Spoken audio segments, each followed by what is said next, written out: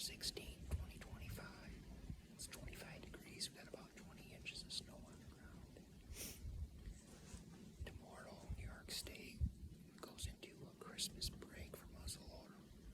Season opens back up on December 26th. Goes till January 1st. So our deer season in New York State's winding down. But I'm back up here in that oak flat. I'll give you a little look-see. Turn you around here.